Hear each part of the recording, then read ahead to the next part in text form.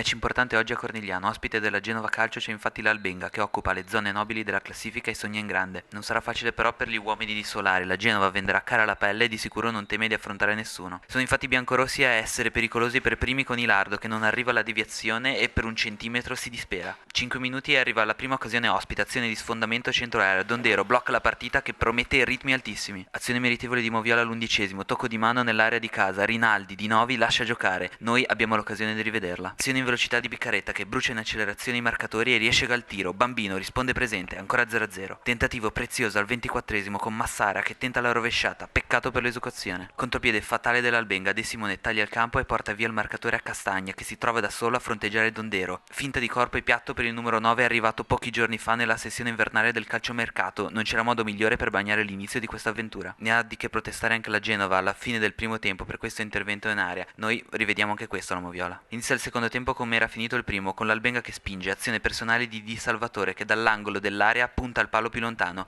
Dondero intuisce le sue intenzioni e mura la conclusione. Ingauni ancora pericolosi pochi secondi dopo col tiro a cross della bandierina, estremo difensore che blocca sulla linea. Occasionissima genovese al quarto d'ora con Massara per Campelli che a 2 passi spreca lato per dare solo l'illusione del pareggio. Ancora Genova 5 minuti dopo con Piccaretta che prova nel gol di testa, blocca Bambino senza problemi. Ancora azione da Moviola, cade Castagna in volata verso il portiere, tutto regolare. Occasioni su calcio piazzato di Durno, sfera che supera la barriera ma di poco anche il legno più alto. Punteggio che non cambia e partita che ha perso verve in questi minuti finali. Altro episodio dubbio ai danni dei bianconeri, tocco di mano in area, Albenga protesta, il gioco continua. Si scaldano gli animi a fine partita, spinta a gioco fermo e doppie espulsioni a pochi minuti dalla fine. Occasione per chiudere definitivamente la gara, Marquinez si divora il gol in 2 contro 1, finisce qui la partita. Partita nervosa che l'Albenga vince con un primo tempo giocato molto meglio della Genova Calcio con un solo gol, ma tanto è bastato.